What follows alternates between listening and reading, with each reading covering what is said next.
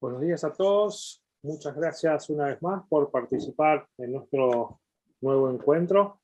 En esta ocasión es Ask Me Anything About Native Mobile. La dinámica es la acostumbrada. Primero se estarán presentando todos los oradores.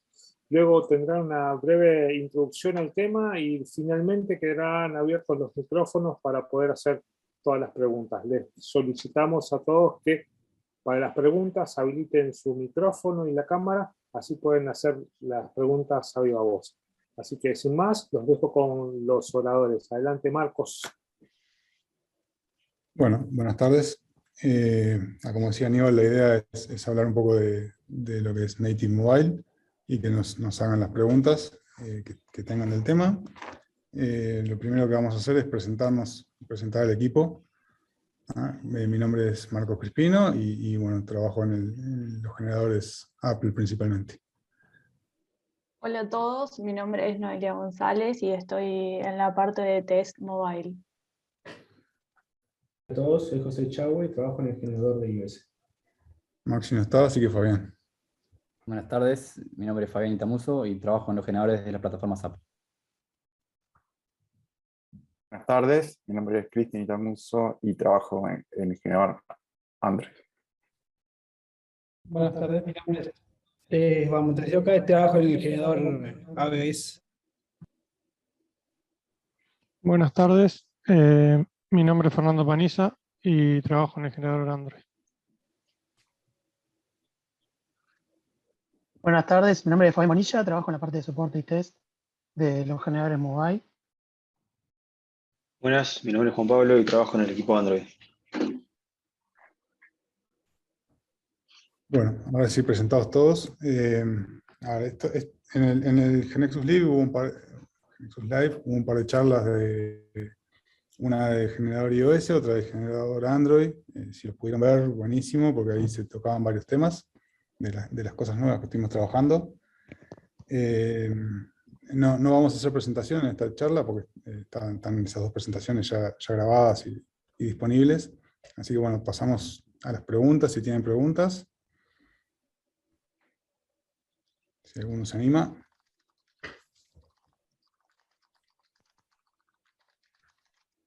Para las preguntas pueden habilitar sus micrófonos y hacer las preguntas a todo el equipo. Si no, bueno, si vieron las presentaciones, en las dos se incluían una pantalla parecida a esta, con las cosas que algunas de las cosas que estuvimos trabajando en este último año. Son temas que también pueden preguntar si quieren. Si no, podemos contar un poquito nosotros las cosas que estuvimos haciendo.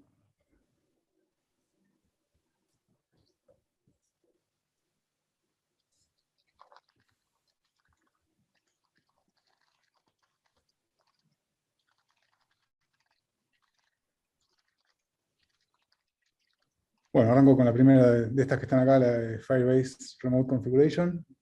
Firebase, como saben, es un proveedor de varios servicios. Ya teníamos el de Analytics, y este último tiempo agregamos el de Crashlytics, que es para reportar crashes de la aplicación.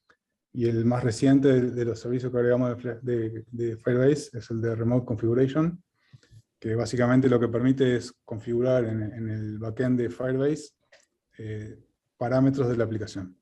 Entonces, cuando uno quiere tener cosas que para algunos, segmentar los usuarios, y para algunos usuarios darle una configuración y para otros otra, lo puede hacer fácilmente con este servicio. Lo que hicimos fue agregar una API, se puede obtener fácilmente el valor del servidor. Cada device va a tener su valor según la segmentación que se haya hecho en el backend de Firebase.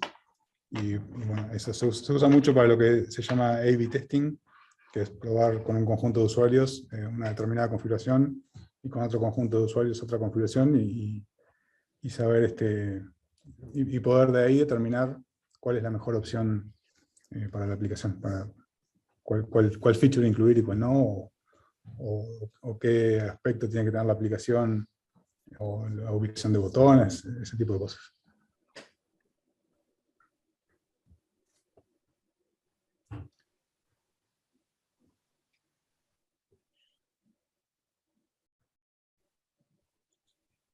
Bueno, sigo yo, menciono la de Macbox, si te parece, Marco. Dale. Se agregó un nuevo proveedor para mapas. Este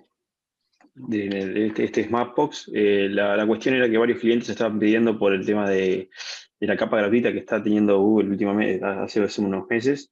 Si bien Mapbox no es gratis, ofrece una capa gratuita mucho más amplia, y lo que hicimos fue de fondo refactorizar todo el tema de los mapas para que, tenemos varios proveedores mapas ya previos, como Baidu, Gaode, Google. Entonces lo que hicimos ahora es refactorizar todos los mapas para que todos ellos compartan todas las funcionalidades. Entonces lo que hicimos es que las funcionalidades no están aisladas para cada proveedor, sino que son compartidas por todos, y sobre eso agregamos un nuevo proveedor como es Mapbox para, bueno, justamente darle mayor opción al desarrollador y para desarrollar sus aplicaciones. Un detalle con eso, Juan Pablo, que por ahora está en Android solamente, ¿no? En Sí, iOS correcto. todavía no lo agregamos. Correcto. Déjame agregar ahí también dos cosas, ¿no? Mapbox es la forma de usar datos de OpenStreetMap, y también es el único proveedor que soporta usar mapas offline, o sea, descargarlos y luego sincronizar internet para poder ver la información de los mapas, ¿no? Usarlo como cualquier otro mapa. Correcto. Sí, como dice José, el tema de los mapas offline es una feature importante, y esa es una de las que no se comparte, por lo que mencioné antes, digamos, de la refactorización, es una de las features que no se comparte con los demás proveedores porque, bueno, la limitación está en el proveedor mismo, no es algo que limitemos nosotros. Entonces, si se quiere usar mapas offline para descargar y ver regiones offline sin conectividad a internet, usar Mapbox es la solución en este caso.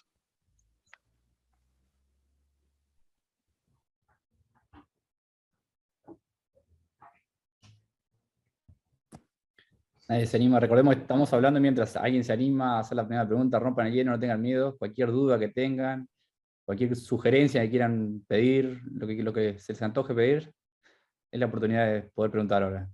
Sin Bueno, miedo. tampoco lo que se les antoje, ¿no? Sin miedo, sin miedo.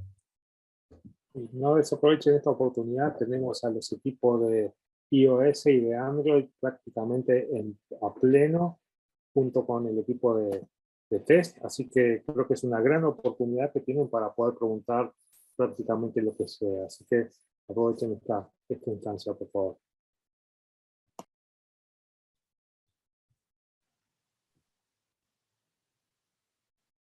Mientras tanto, si no hay preguntas, sigan comentando cosas que... Mientras se anima el primero, les doy un poco de introducción sobre Design System Object.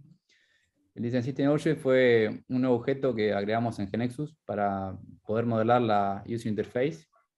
La idea es que reemplaza a los antiguos temas de GeneXus. Tiene más potencia, permite además compartir la configuración de la interfaz tanto con web como con mobile, y brinda muchas facilidades. Hay varias charlas al respecto, así que si no se han introducido en el tema, es recomendable, ya que este nuevo objeto va a reemplazar al tema en el futuro.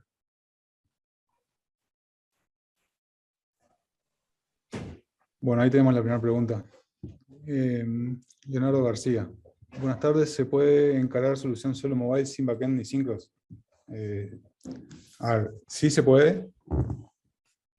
No hay forma de decirle a GeneXus que no vas a tener un backend. O sea, no hay una propiedad que vos le puedas decir solo quiero la aplicación offline. GeneXus va a tratar de generar el backend y va a tratar de generar los servicios de sincronización. La forma que no genere los servicios de sincronización es apagar las propiedades de send y receive, ponerle que nunca sincronice. Y la parte de backend lo que va a hacer es va a generar una base de datos que sin servicios, porque al ser todo offline la aplicación no va a tener servicios. Que bueno, no es necesario hacer deploy de eso porque nunca se va a tratar de conectar. O sea que en la práctica sí, la aplicación sería solo mobile, para eso el main tiene que ser offline. Y bueno, nada más, simplemente no hacer deploy, ponerle que nunca sincronice y no hacer deploy del backend. Ahí no, como un comentario nomás, ahí tener cuidado de no llamar a ningún servicio online, digamos, ni a ningún panel online o procedimiento online en el árbol de call, digamos. Tener ese cuidado, si no va a hacer deploy de los servicios, tener ese cuidado porque si no, obviamente eso le va a dar error. O sea, todo el árbol de call tiene que ser offline o inherit que heredan del main, digamos. Sí, y bueno, y obviamente pueden usar HTTP Client para conectarse a servicios si tienen conexión de servicios de terceros, ¿no? Que no son propios de la aplicación. Correcto. Bueno, Carolina Torrado, ¿ya está el DSO para mobile pronto para empezar el desarrollo de una nueva app con DSO o aún le faltan features? A ver, la implementación completa sale ahora en el upgrade 7. En el upgrade 6 ¿estaba? ¿Alguien que me corrija? Estaba apagado. Solo para web. En upgrade 7 sí va a estar todo completo. Lo que no hay todavía es un ánimo, que es el Design System que va a proveer GeneXus, pero el objeto de Design System sí se puede usar. Una cosa que probamos en varias KBs fue convertir el tema a Design System y ver que siguiera funcionando todo igual. O sea que a nivel de potencia, de expresividad, debería ser igual o mejor que un tema.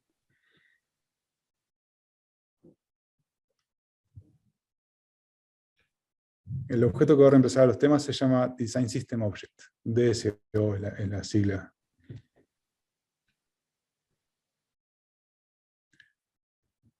Bueno, nadie se anima a hacer la pregunta por micrófono, entonces. Todo por chat. Acá hay otra que dice, ¿cómo lograr una velocidad entre pantallas por una aplicación mobile? Cuando en cada pantalla se va al servidor, traer datos suele demorar un poco, no se percibe tan rápido la carga. ¿Hay una propiedad para mejorar esto? Se me ocurre un workaround para esto. Si querés evitar el round trip al server, lo que puedes hacer es desde el panel que te llamás, si ya tenés datos prepoblados, te lo puedes pasar por parámetros del panel que te llama, entonces se muestra inmediatamente. Sí, ahora los datos que se reciben por parámetros y los que se cargan en el client start, esos están disponibles antes de ir al servidor, ¿no? Sí, estaba pensando también que los del caché, capaz que esto habla de la primera vez que se entra, ¿no? Pero los del caché también se muestran enseguida y luego se va al servidor. No tengo claro cuál es el caso del cliente. Una solución es tener una aplicación offline, traer todos los datos en la sincronización y después que se muestren todos de la base local.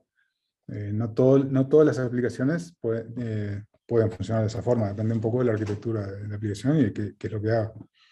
Pero esa es una opción. Y si no, bueno, tratar de optimizar el servidor, ¿no? Si es un problema de latencia, ponerlo en un servidor que esté más cerca.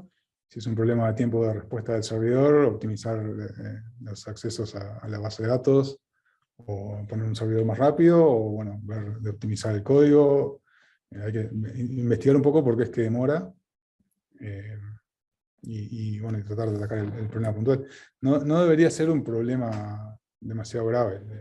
Una aplicación, si el servidor responde en tiempo y forma, no debería notarse una gran demora en cargar los datos.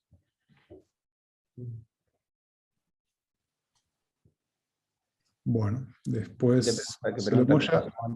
¿Cómo se llama el objeto para reemplazar el tema? Design Sí, System. ya lo contesté, Design System Object. Buenas tardes, tengo una app offline, la sincronización es manual, en algunas oportunidades el proceso de sincronización falla, ¿existe alguna forma de realizar un rollback de lo que ya fue al server?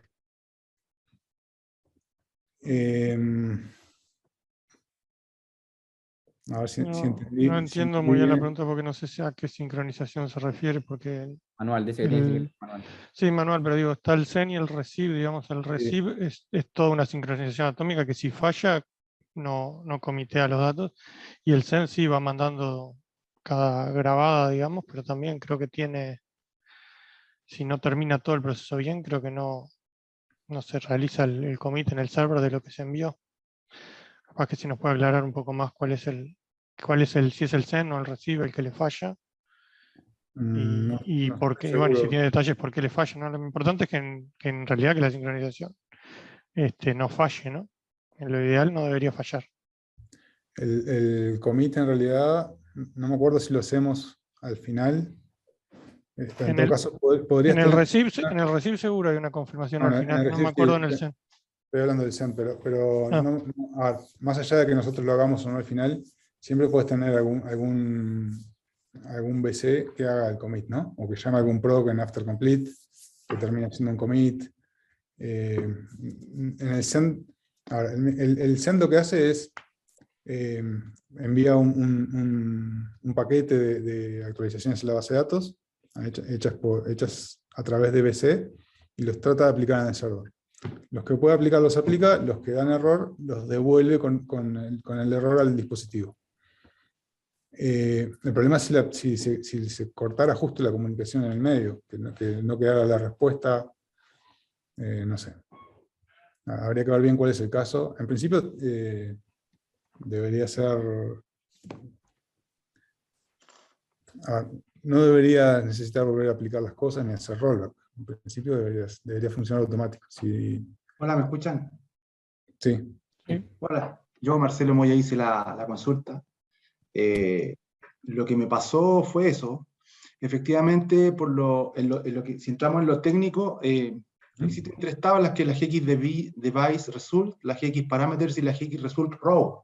Entiendo que esas son las tablas que ustedes utilizan para hacer como la especie de match entre lo que está en el cliente y está en el server, ¿o me equivoco? Sí, ese es el recibo. Eso para el sincronización recibo. Claro, exactamente. Entonces, es ahí cuando tuve un problema con No, tampoco fue algo que se da muy en reiteradas ocasiones, pero en un par de ocasiones me dio, yo le puse ahí cuando los códigos no eran los correctos, me dio sincronización incorrecta. Entonces, ¿qué es lo que pasó ahí? Que claro, se pasaron algunos datos en el server y algunos datos no quedaron quedó como una sincronización a la mitad. Entonces me dijeron, bueno, entonces haz un rollback de lo que ya pasé y pasémoslo de nuevo. Y ahí yo no supe responder. Ese es el problema puntual. Ahora, siguiendo con la misma pregunta, esas 3 tablas que aumentan en su tamaño considerablemente, ¿es posible borrarlas en algún minuto Sí. o no? Sí, de hecho eso debería ser automático, ¿no? El borrado de esas tablas.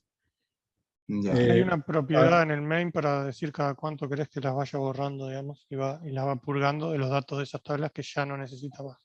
Eso funciona más o menos así.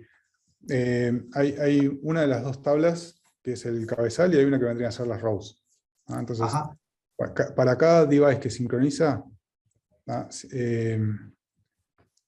si hay dos devices que tienen los mismos datos, el cabezal es el mismo. Perdón, hay 2 cabezales, pero las rows son las mismas. ¿Está bien? Porque los datos son los mismos. Las rows de esas tablas lo que tienen es el detalle de los datos que se enviaron. Entonces hay un cabezal por cada device, y las rows son compartidas. Entonces lo que pasa es que cuando uno de esos 2 devices vuelve a sincronizar, va a quedar con otra versión de los datos, y se borra ese cabezal. Cuando el segundo sincroniza, se borra el cabezal del segundo, entonces quedan un conjunto de rows que no tienen ningún cabezal asociado. ¿Está bien? ¿Me expliqué Sí, está perfecto, y puede ser el problema. Lo que hay es un proceso después que recorre las rows que no tienen cabezal asociado y borra esas. Claro, y yo creo que eso es... en la cabeza. Y puede ser ese el problema que me pasó a mí, porque esa misma tablet, ¿cierto? En este caso este dispositivo, ingresaron 2 usuarios distintos. Ingresó primero un usuario con su usuario y su contraseña, que está con GAM, ¿cierto? Hizo un proceso de sincronización, hizo lo que tenía que hacer, luego hizo logout, y entró el otro usuario con su usuario y su contraseña, y también hizo sincronización manual, y ahí como que quedó ahí un pequeño problemilla. Pregunta, si yo me autentico con un usuario a través del GAM, ¿puedo de forma automática borrar todo lo que tenga ese dispositivo en esas 3 tablas?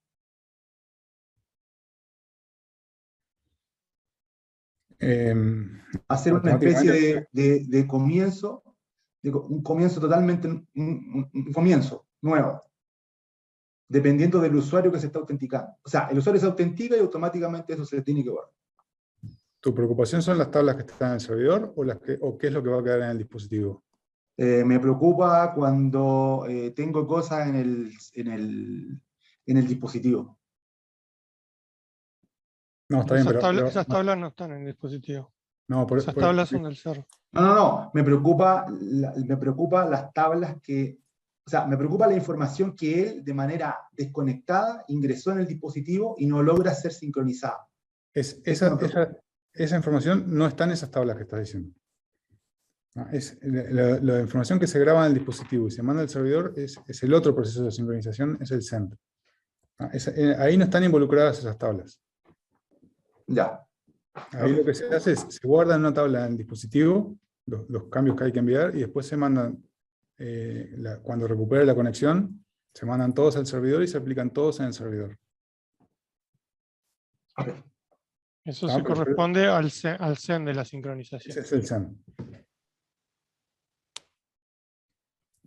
Bueno, creo que la preocupación que tiene Marcelo es, si yo no entendí el caso, es, tiene un usuario logueado, se sincroniza, y esos datos quedan offline, y lo que no quiere es que luego de que se hace logout, le queden datos de ese usuario cuando se loguea a otro nuevo. Que un usuario no vea datos de otro.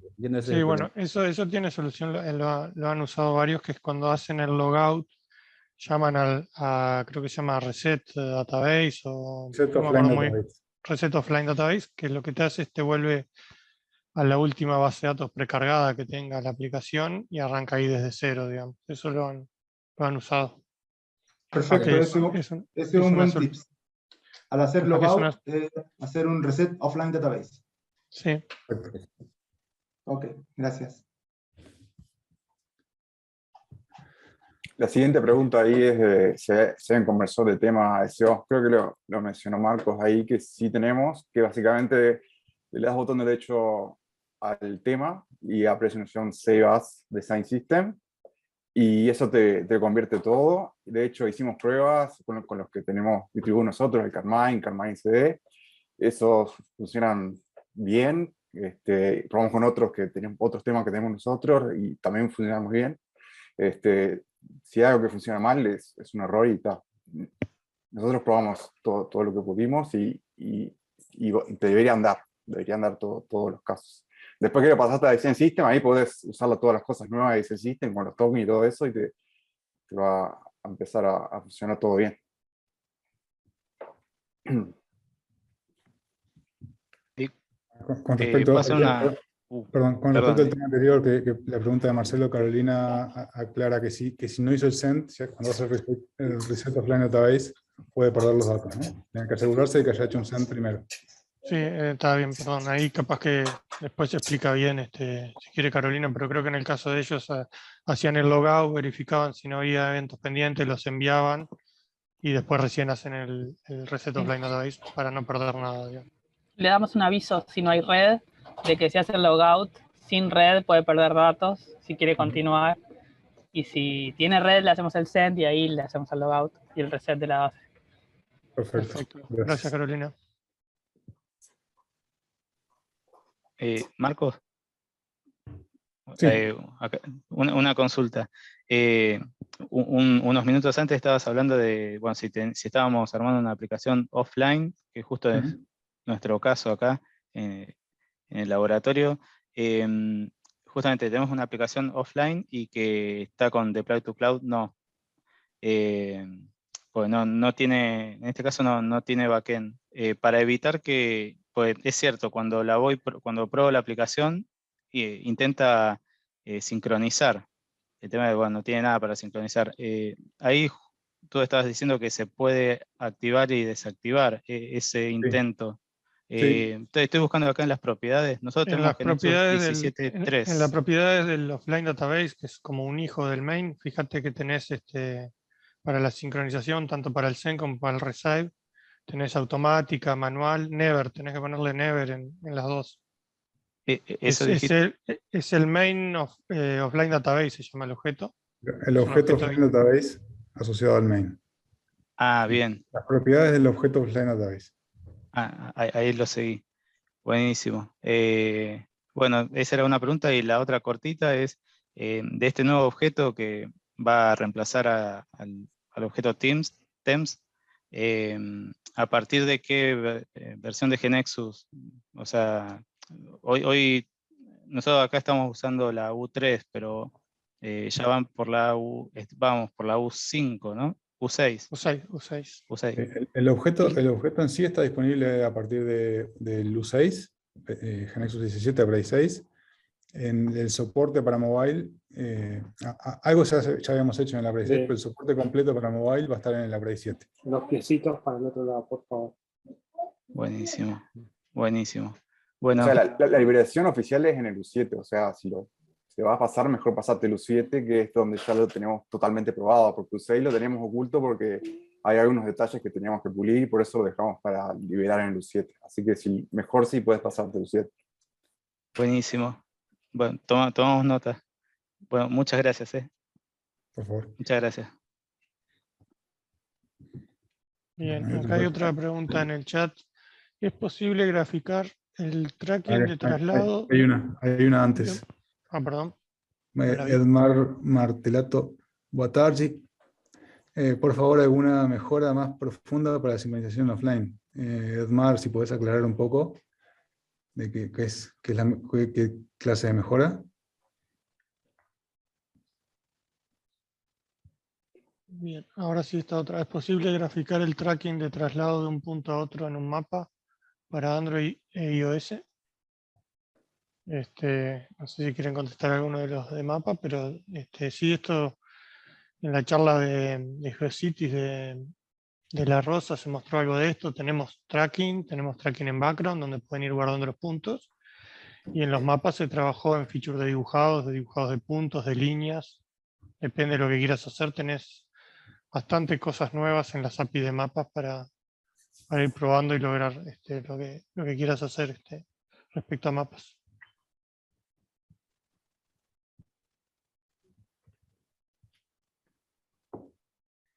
¿Vamos para agregar eso, José, Juan Pablo? No, creo que Fernando lo resumió bastante bien. Básicamente hay dos formas de dibujar una línea en un mapa que es el problema a resolver, ¿no? Una es, como dijo Fernando, si tú en background vas guardando los datos, tú puedes dibujar por dónde efectivamente pasó el vehículo, o repartidor, no sé cuál es el caso de uso. Y si no, la otra, que también depende del caso de uso, puede ser precalcular una ruta, ¿no? Es decir, quiero ir de A a B, pasando o no por X puntos, y generar la ruta por dónde pasar, ¿no? Y eso también eventualmente se termina dibujando una ruta en un mapa, ¿no? Por ahí hay, como dijo Fernando, hay varias APIs a usar. Puede ser desde Directions Layers, en el caso de que quieras calcular la ruta de A a B, o si no, puede ser directamente dibujar una geoline en el mapa, para el caso de que vayas acumulando la ruta y al final querés mostrar. Depende del caso de uso, es qué API usar.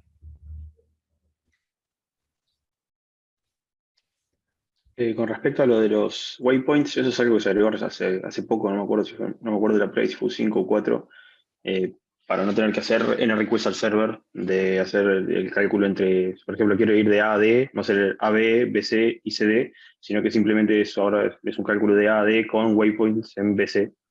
Entonces, bueno, eso agiliza y optimiza el cálculo de la ruta.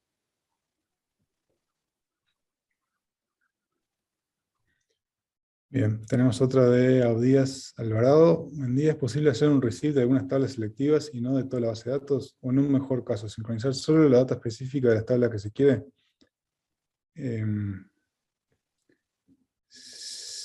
No y sí. No y sí. Ver, depende de las tablas que usás en el main, ¿no? Eso. Sí, exacto. Las tablas involucradas en la base de datos offline y por lo tanto en el mecanismo de sincronización receive son las que determina el especificador de GeoNexus. Eso se determina a partir de las cosas que uses que tengan conectividad offline. Eso es, que tengan conectividad offline puesto en la propiedad o que tengan inherit y sean llamados por algo que tenga conectividad offline. A partir de todo ese árbol de llamadas, el especificador determina qué tablas son las que van a la base de datos offline y por lo tanto, si hay más tablas de las que quisieras, entonces hay que ver qué objeto está navegando de más, ¿no? Tal vez haya algún objeto que quedó marcado como offline que no debió ser offline. Ese es el primer chequeo. Después lo otro que se puede hacer es, puede ser que haya tablas que vos quieras tener en la base de datos offline, porque de repente grabás datos en el dispositivo, pero no te interesa sincronizarlas.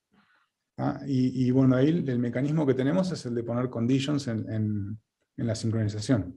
Si en el offline database, ahora, la idea de las conditions en el offline database es poder filtrar y llevarme solo los datos que quiero.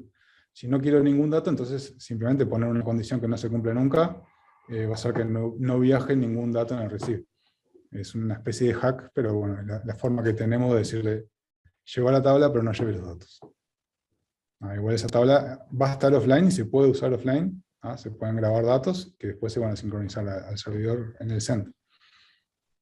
No sé si con eso responde la pregunta. Sí, buen día. Yo hice la pregunta. Quizás la especificación de la pregunta va orientada a que hay data que se está cargando en la aplicación que no le pertenece a su usuario, y de repente hay muchos usuarios que tienen que sincronizar la aplicación, y hay data que ellos nunca van a consumir en la aplicación. Entonces el proceso de sincronización es bastante lento y para datos que ellos nunca van a utilizar. Entonces, si había alguna condición que se le pudiera dar para decir, solo quiero que me traiga los registros de este usuario para todas las tablas, o de repente no sincronizar. Sí, eso como te decía Marcos hace un ratito, eso se maneja en condiciones en el offline database. Digamos, vos tenés una tabla, no sé, de facturas y tenés el usuario en la factura, digamos, tenés que poner una condición para que te lleve la factura solo de este usuario y te va a llevar eso, digamos. Se maneja mediante condiciones ahí mismo en el offline database, porque la factura no fue la mejor ejemplo, pero lo que se hace mucho para cosas de punto de venta es la zona, digamos. Yo soy un vendedor de la zona 1 y 2, entonces tengo una condición de que me lleve las zonas de mi usuario. Y otro usuario tendrá la zona 3 y 4 y a ese le llevará esas zonas, digamos, de recorridas. Entonces cada uno tiene las mismas tablas, pero datos distintos según el usuario que hace la sincronización. Sí, ahí lo que hay que tener en cuenta es el modelo de datos y qué significan los datos de este usuario, ¿no? Cómo se determinan los datos del usuario, que eso es único de cada aplicación. Puede ser porque tiene el usuario en la tabla o porque el usuario tiene sectores, secciones de un barrio, no sé, y como decía Fernando, se lleva algunos barrios sí y otros no. Eso depende mucho de qué tablas tengas, cuál sea el modelo de datos y cómo identificás qué datos le pertenecen a cada usuario. Ok, muchas gracias. Por favor.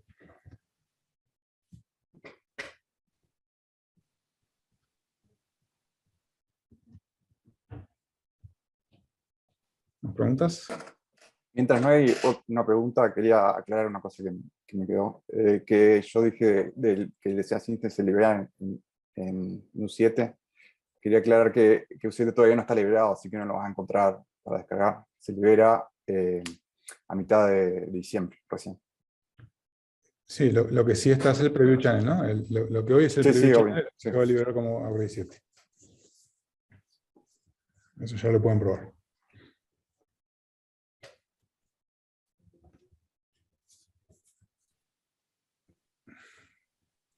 Bueno, tenemos otra pregunta. Buenas tardes. Para iOS en el Array Safe, fuerza de actualización Xcode 13.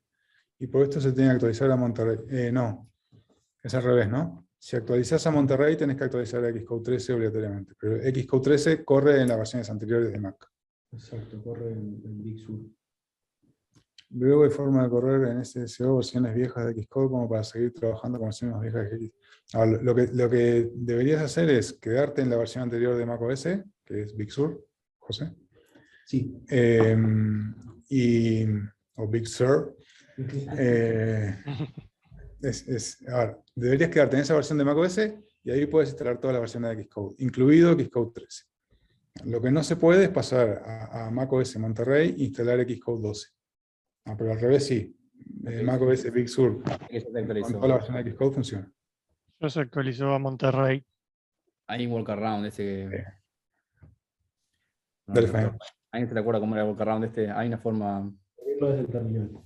Ah, está. Sí, lo que puedes hacer es... Hay un workaround que no es oficial para poder ejecutar Xcode anterior a 13 en Monterrey.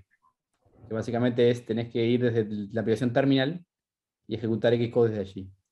Si buscas en YouTube Xcode 12 Monterrey, vas a encontrar un video que te muestra cómo hacerlo. De todas formas, recomendaciones válidas, ¿no? Los que todavía no se actualizaron, no se actualicen si precisan versiones anteriores de Xcode. ¿Compilar con GNexus es lo mismo o no? No, creo que no te va a andar, pero podrías hacerlo a mano, como él dice. Primero haces el armado de GNexus copia todo a la Mac, y luego abrirse el proyecto generado desde la Mac. GeneXus copia todo, porque chequea la versión y la encuentra. Sí, eso es así. sí, sí. Una cosa, ¿no? Si ya actualizaron y quieren volver para atrás, es posible volver para atrás, ¿no? Implica, bueno, que instalar la versión anterior, se puede. Otra opción es que quieran estén en Monterrey y quieran virtualizar, o levantar una máquina virtual con Big Sur. Eso también es posible. Bueno, pueden usar el software de virtualización que quieran, hay gratis, no gratis, hay de todo. Lo que sí es que es legal, digamos, se puede virtualizar macOS dentro de macOS, sin pagar licencias extras.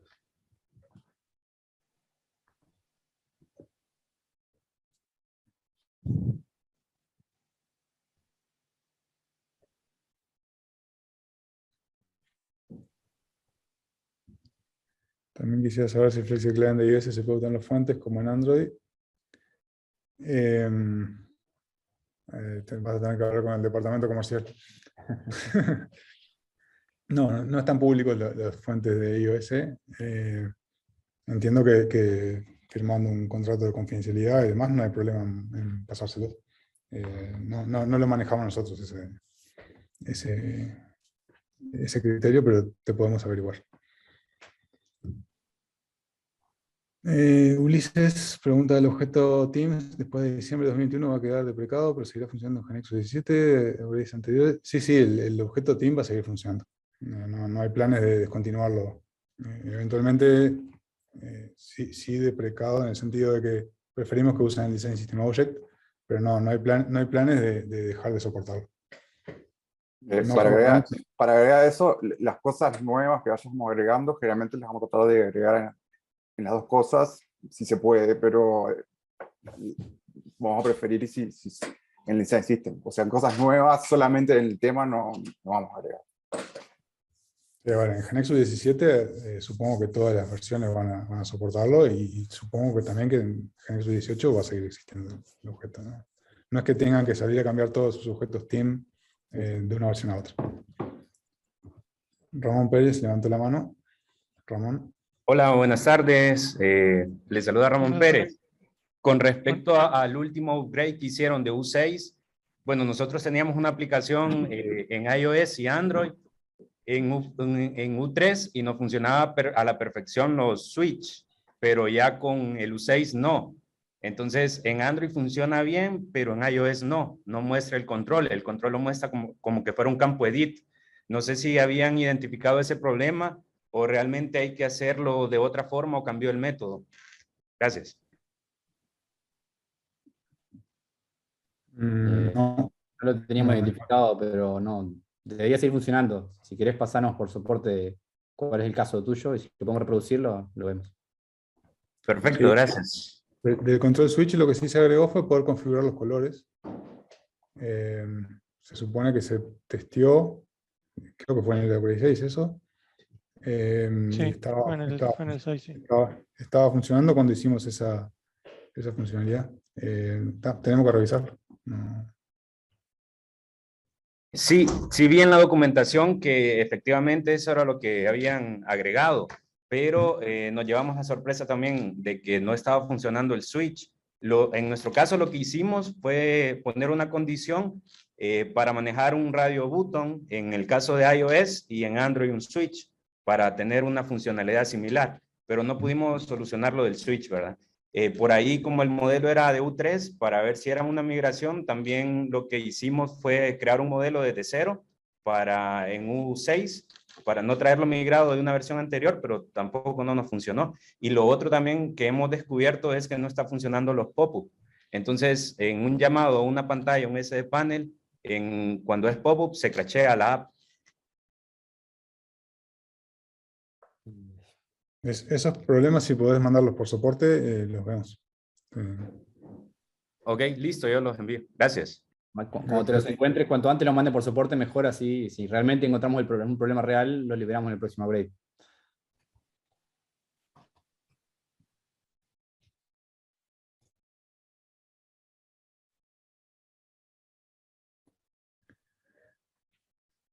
Bueno, ¿alguien más que se anime?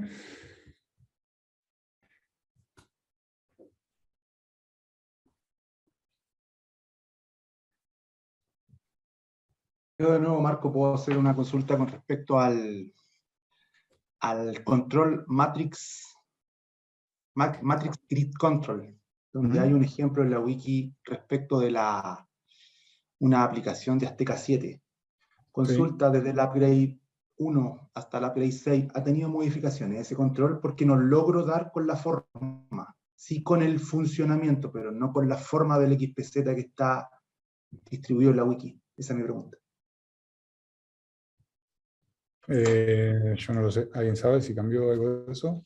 No recuerdo que haya habido cambios en ese control. No, no me suena que haya habido cambios. Igual el ejemplo de la wiki me parece que es bastante viejo. Tendremos que revisarlo a ver qué Lo es agradezco, lo que Fernando. hacía. ¿Qué es lo que no te anda? O si nos puedes comentar. La verdad es que sí, yo hice un horario para una aplicación que tenemos acá y ocupé ese control que lo encontré bastante bueno. No logro dar con la forma. La verdad es que en la parte de en medio, cuando hay como una separación entre las películas y las fotos, en la documentación dice que a través del TEMS uno puede lograr esas como diferencias de colores que hay, ¿viste? Que hay un gris más oscuro, un gris más claro. Específicamente ese cuadro no lo logro. Siempre queda con un fondo blanco, modifico el TEMS y no hay resultado. Efectivamente, como dices tú, Fernando, el XPZ que está disponible en la wiki es bastante antiguo, entonces me puse a tratar de arreglarlo, pero no, la verdad no pude. Bien. Nos quedamos con la tarea de revisarlo, a ver que esté funcionando. Muchas gracias, Fabián.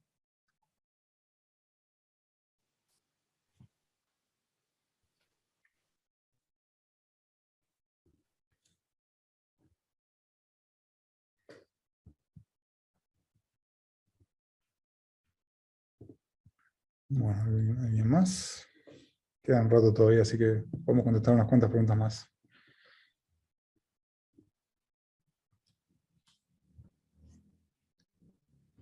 Carolina, el nuevo scan de QR permite personalizar la pantalla cuando está haciendo el scan.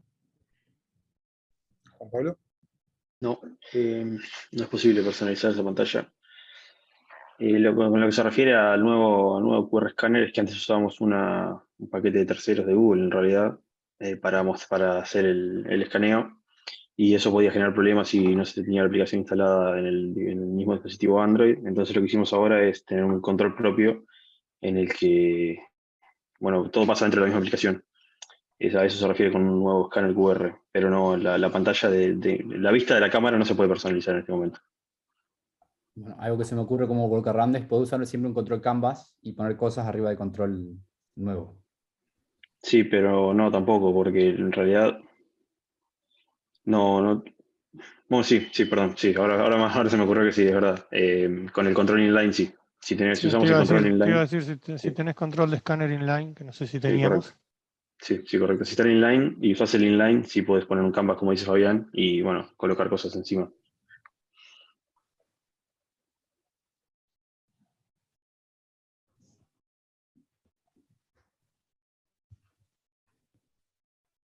Eso nos habían preguntado, ¿no? Poder poner la forma de la cara para marcar la cara de la persona. Y para la cámara en sí, para sacar fotos, no tenemos control inline. Pero podría ser una solución también. No, podría ser, sí, pero no tenemos cámara inline. Marcelo, les dejo el link desde donde bajé el ejemplo de Matrix Grid. Gracias. Cuando ejecutamos en una máquina virtualizada, el emulador de Android es muy lento. Por lo menos nosotros no hemos encontrado forma de que corra aceptablemente. ¿Hay algún tip sobre esto? Bueno, sí. Hay virtualización sobre virtualización, sí, es bastante complicado.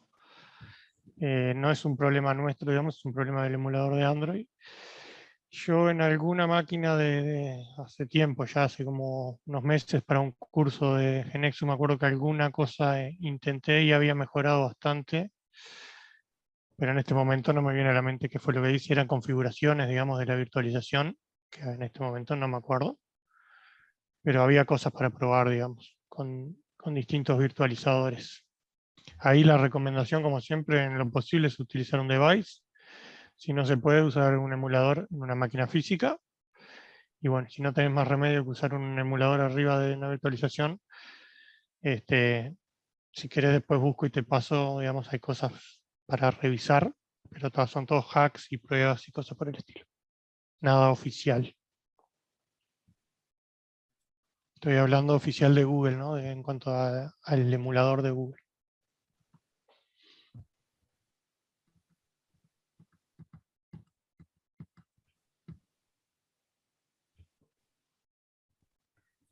Pregunto yo una, ¿alguien ha usado, ha hecho test de UI en mobile?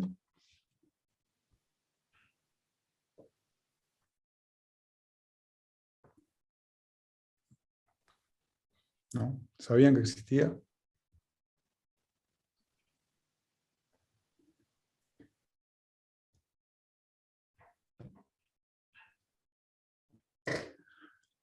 Bueno, tenemos test de UI en GeneXus a través de GXTest. Los tests son relativamente fáciles de programar, es orientado a comandos. No sé si quiero hacer tap en un botón, es tap, es una función tap, le paso el nombre del control del botón, o si quiero ingresar un valor en un campo es fill y el nombre del control y el valor que quiero ingresar y demás. Los invito a que lo prueben. Jorge Fey, para aplicaciones multitenant, multiempresa y multiusuario, ¿es posible manejar el offline? Ejemplo, sistema de créditos con autogestión. Sí, es posible, sí. Si te encontraste con alguna dificultad, gestión. Si te encontraste con alguna dificultad, contanos, y si no, en principio sí, habría que ver cómo es el diseño de tablas y qué condiciones pones en la sincronización, pero en principio sí, no debería haber problema. Las soluciones son lo mismo que hablamos recién en el ejemplo del configurar bien las condiciones para filtrar para cada usuario y tener cuidado en el logout de limpiar cosas del otro usuario. Exacto.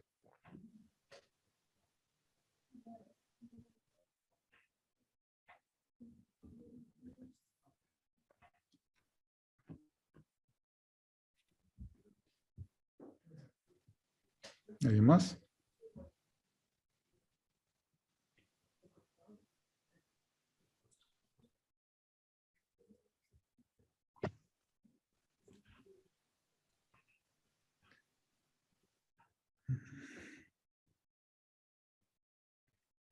El orden de los eventos que explicaron está en la documentación. ¿De cuáles eventos?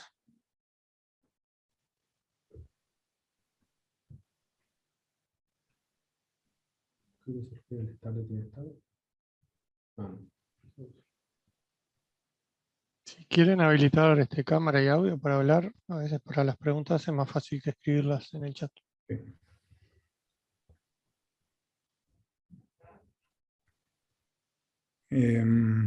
No, perdón Jorge, pero no te estoy entendiendo a qué eventos Hola, te refieres. hola. Sí. ¿Me ven? Hola, hola, ¿me escuchan? Sí. No, en este caso hay un cliente que tiene problemas con el offline y estaba viendo una respuesta de Carolina que hay como un orden, ¿no es cierto? El orden exacto de cómo hacer el receive, cómo hacer el send para evitar pérdida de datos.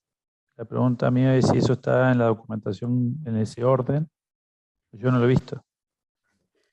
No hay un orden específico. Creo que lo que se refería Carolina era cuando vas a hacer el logout, al borrar los datos, asegurarte que no te queden datos pendientes de enviar para no perderlos simplemente. Pero entre No, discúlpame, y además una cosa, el ejemplo de Carolina era justamente cuando se deslogueaba un usuario para borrar todo para que no quede nada por si después entra otro usuario diferente. Es un caso especial de aplicación que tiene con login, con usuarios, digamos, no es el funcionamiento normal del send y resave que se pueden escribir en cualquier momento, en cualquier evento, digamos. En general, la programación por defecto, vos tenés el receive, lo tenés al iniciar la aplicación, que es cuando recibís los datos, y también de manera, lo que es el default, el send se hace después que grabás, mientras haya conexión se va enviando. Ese es el funcionamiento normal. Después puedes tener de manera manual escribiéndola en distintos eventos. No sé cuál era tu duda en particular. No, primero porque, no, en mi caso, lo que a mí sí me pasó, con respecto a eso, yo quería explicarle a un cliente casualmente dónde encontrar ese orden que estaban explicando, que me parece muy bueno, pero yo no había encontrado un poco ese punto, por eso era mi duda. El otro punto que me surgió y a mí sí me pasó fue hacer una prueba con un offline y que en el medio del viaje, ¡pum!, se fue la internet. Para el tema del rollback y el recuperar los datos. Entonces ahí es como que quedaba a mitad de envío. Se volvía todo para atrás supuestamente, pero yo no podía volver a sincronizar la aplicación. Tenía que hacer un MacGyver por fuera del dispositivo para sincronizar, no perder los datos. Eso creo que era la pregunta que habían hecho ahí por delante, si había alguna solución para eso. Tendríamos que ver bien el caso. Si lo tenés reproducido, pasanos la información. Ok. Y si no, bueno, alguna idea de qué era lo que estaba haciendo cuando se trancó esa sincronización, para intentar reproducirlo nosotros. En principio no te debería pasar. No debería dejar de sincronizar. Si querés comentar cómo funciona el send para que entiendan que no debería pasar, a ver cuál es el caso de borde. Porque si se corta en la mitad, el cliente va a volver a reintentar enviar todo. Así que habría que ver bien el caso. El send lo que hace es manda todo lo que tenga pendiente de sincronizar, para que la redundancia, y después aplica las operaciones de a una en el servidor. Y cuando termina de aplicar todas las operaciones, el resultado de cada una de esas operaciones. Mientras tanto, en el dispositivo quedan como pendientes de enviar hasta que no llega la respuesta del servidor, quedan como pendientes de enviar. Entonces, si los datos fueron al servidor y se cortó la comunicación en el medio, deberían quedar como pendientes de enviar. Si no recibió respuesta, deberían quedar como pendientes de enviar. Y si volvió con error, efectivamente era un error y no se sincronizó simplemente porque no se pudo. Entonces, no sé, por eso tendríamos que ver bien. Voy a tratar de recuperar, porque no fue un error mío, digamos, como tal, sino que lo vi, me lo mostraron. Una gente que toma muestras en plantaciones y no hay Wi-Fi ni nada, ¿cierto? Están en el medio, sincronizan por medio de un botón y entonces en un momento no se sincronizaba completamente. Pero bueno, hay una cosa que habíamos hecho justamente para una aplicación así, que tomaba muestras y sacaba fotos y sincronizaba bastantes datos, y era, como en el campo no tenía conexión, entonces cuando sincronizaba mandaba mucha información, y lo que pasaba era que en el servidor daba timeout. El servidor no le daba el tiempo de procesar toda la información en un tiempo razonable, daba timeout y bueno, quedaba como pendiente de enviar cosas que ya se habían enviado. Lo que hicimos para eso fue agregar la posibilidad de establecer checkpoints. Entonces, esto era una recorrida. En la recorrida tomaba muestras con fotos, y cuando terminaba la recorrida ponía un checkpoint. Luego iniciaba otra recorrida, y esos checkpoints lo que hace es que manda ese paquete, en vez de mandar todos los datos, manda entre un checkpoint y otro. Entonces, los envíos es más fácil de procesarlos, tenés menos riesgo de que el servidor dé un timeout. Esa era la motivación. Si ese es tu caso, que estás mandando muchos datos, tal vez te sirva ir por ese lado. Ok, un check. ¿Y ese check viene de programación propia? Sí, yo no me acuerdo cómo es el comando. Sí, pero es synchronization. Sí, algo así. Ok, excelente. No, sí, con eso queda. Muchísimas gracias. Tenemos a buscarlo ahí, José, y ponerlo en el chat. Set checkpoint, creo que era. Muchísimas gracias, y con eso lo voy a probar. Y voy a tratar de... Listo, gracias. Marco, y la última preguntita con respecto al mismo tema de la sincronización. Si es manual, ¿qué recomiendan ustedes? Porque yo lo tengo programado de la siguiente manera. Primero hago el send, después hago el receive. ¿Está bien? Sí, está bien. ¿Está bien? Perfecto. De hecho, si me acuerdo bien, cuando haces un receive, si tenés datos para enviar, primero los envía y después haces el receive. O sea que automáticamente ya estaría haciendo eso que haces. Ahí José no.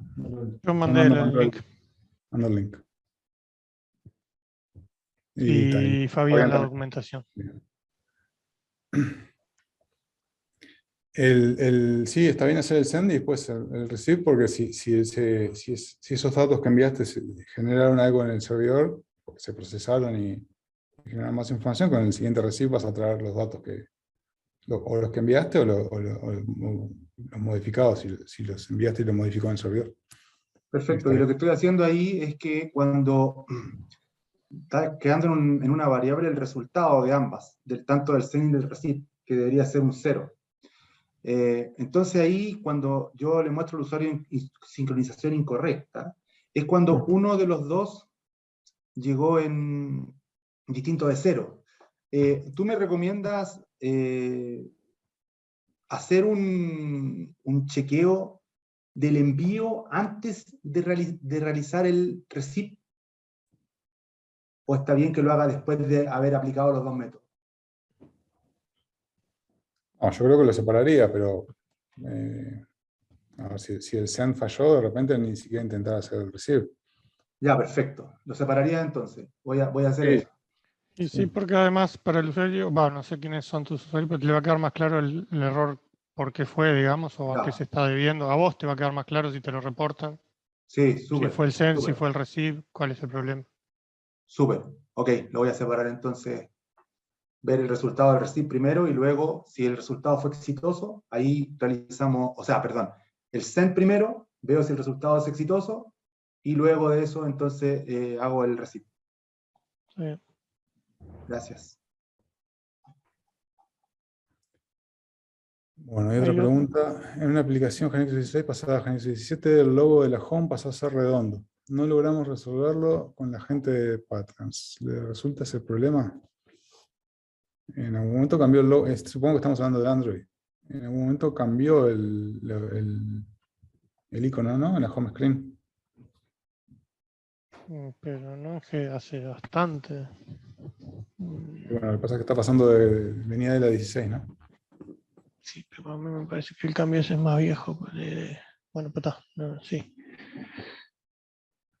Dice en Android y en iOS, ¿no? Para mí que es otra cosa. No sé a qué se refiere con que no es redondo. Si puedes aclarar a qué te refieres con el logo de la home. Estamos pensando en el icono de la aplicación, pero capaz que es otra cosa. Pero capaz que es otra cosa, sí.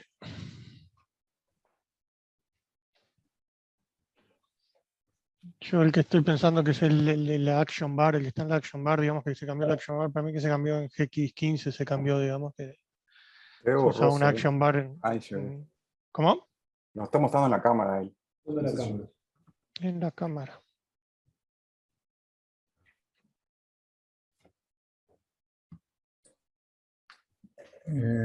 Sí, se ve borroso porque tener blur, se ve en el fondo. Sí, igual se ve, ¿no? Que está redondo el icono.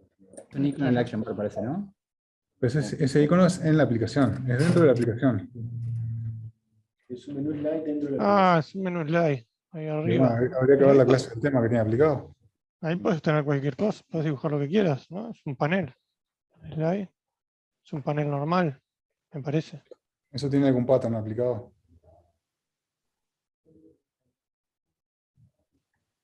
Estamos viendo la cámara, pero no escuchamos. No sé si, Fabio, si estás hablando, no te estamos escuchando. Hola, disculpen. Ahora sí. Sí, lo vimos con la gente de WorkWith y no logramos corregirlo, porque era rectangular en la 16 y ahora quedó redondito. Disculpen. Pero queda mucho más lindo redondito, ¿o no? Bueno, ¿eso es el pattern WorkWith, el que te genera ese panel? Sí, genera este panel, sí. Oh, Dios, no se ve bien. Ahí está. ¿Ves? Lo único que el cliente dice, bueno, me gustaría al menos poder rellenar el cilindro con el mismo color y de manera que quede de alguna manera rectangular, pero no logramos ni siquiera rellenar esos dos cascos, superior e inferior, y entonces no pudimos. A ver, ese redondeado, no tenemos un control que sean imágenes redondas. Para poder dibujar una imagen redonda tenés que hacer cosas en la clase del tema. Habría que ver qué clase del tema tiene aplicado. Si no le encontraron la vuelta, capaz que mandar por soporte una consulta y lo revisamos. Ok, A ver, ese caso en particular, en principio tiene que estar aplicando alguna clase del tema que le esté haciendo ese redondeado. O tuya o del pattern, pero alguien lo tiene que estar haciendo. No hacemos imágenes redondeadas por defecto. Ok, ok. Sí, sí, lo vimos incluso con el live editing y no lo logramos, pero bueno, le abrimos la consulta. Le abrimos la consulta para resolverlo porque, bueno, lo están pidiendo que sea cuadradito como antes.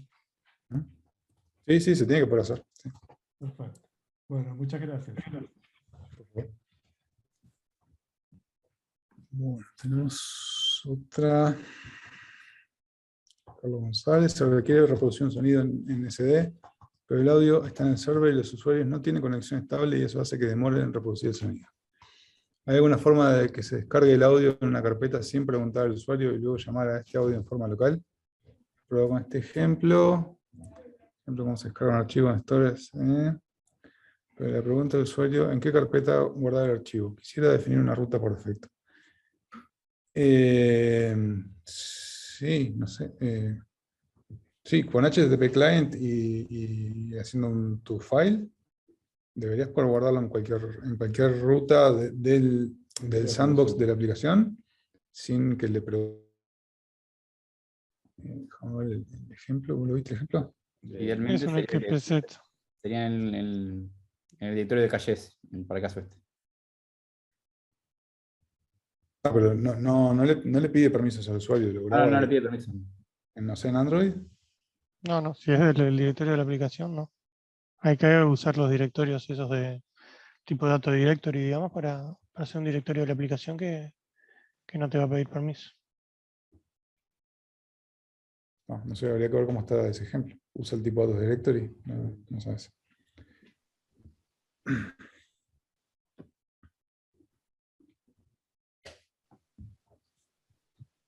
Bien, vamos con la última pregunta. Bien. Si alguien la hace, ¿no?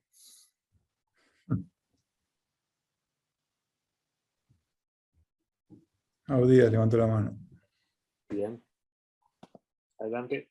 Nosotros estamos queriendo renderizar un tab como que fuese un menú, pero a la hora de que se llama una pantalla dentro del componente, que es un panel, un SD panel como tal, reemplaza el contenido reemplaza la visualización del tab, y no sé si hay alguna forma que se pueda conservar o solo hacer que se reemplace la pantalla, el contenedor donde estamos situados en ese momento, para que la misma pantalla se renderice sin moverse del tab. Entonces, no sé si hay alguna forma de eso. Hemos tratado de simularlo con un stencil que tenga los iconos, pero no es la funcionalidad nativa del tab. Entonces, no sé si hay alguna forma de hacer eso. ¿Android y iOS o las dos? En ambos casos. Sí, el control tab no mantiene, Marcos, es un control, no mantiene la pantalla. Únicamente que reemplaces componentes adentro, pero si navegás, te vas a ir a otra pantalla. Una consulta. Pero esa forma de reemplazar el componente es posible, o sea, reemplazar el componente que tiene el tab en ese momento, en tiempo de ejecución. Una pregunta antes, ¿ese panel que tiene el tab es el main de la aplicación? Sí. Entonces, sí, es el main. Dale, Fabián, vos vas a contestar. No, la recomendación para ese caso es que en vez de usar un control tab en un panel, que utilices el objeto menú y allí le puedes, en las propiedades arriba del todo del menú hay una que le decís cómo querés que se muestre y le decís que se muestre como tabs. Eso hace que en iOS se muestre el control nativo, que obtener el comportamiento ese que querés tú, que se mantenga el tab.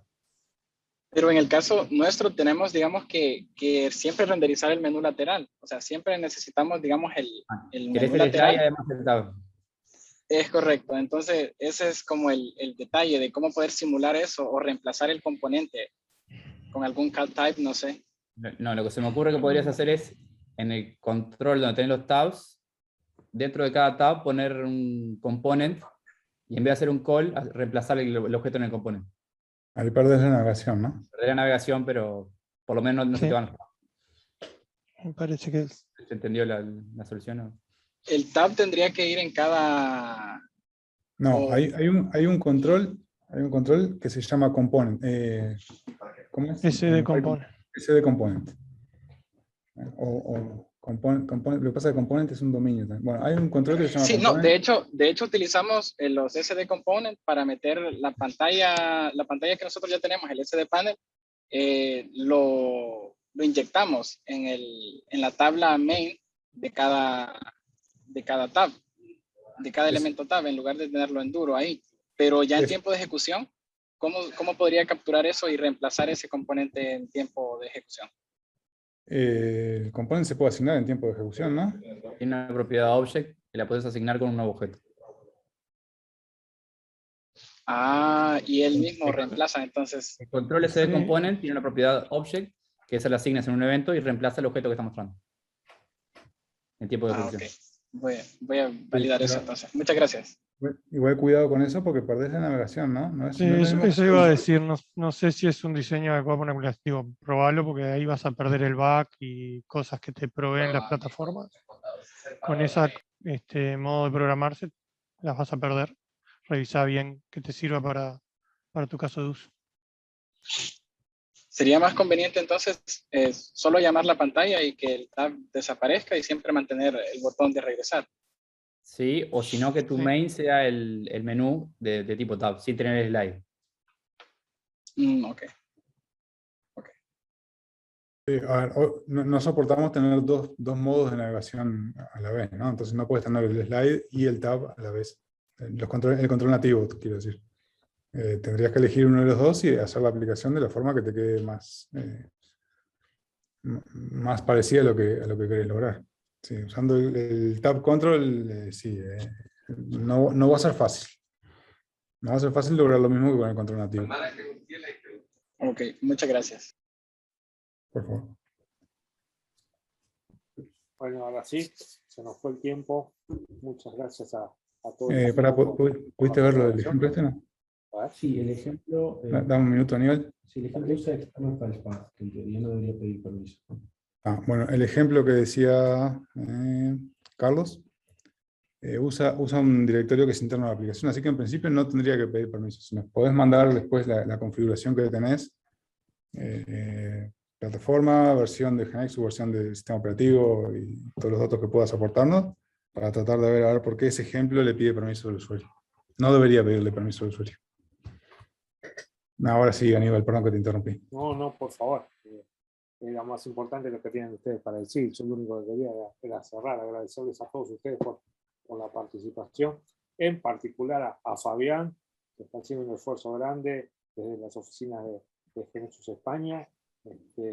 Así que bueno, muchas gracias a todos y a todos los asistentes, muchas gracias por acompañarnos una vez más. Recuerden que de aquí hasta el 16 de diciembre que vamos a tener el roadmap de GeneXus, vamos a tener webinars de Ask Me Anything todos los martes y jueves a esta misma hora. Les pido que registren la agenda y se vayan anotando. Así que los esperamos. Muchas gracias. Hasta luego a todos. Chau, chau.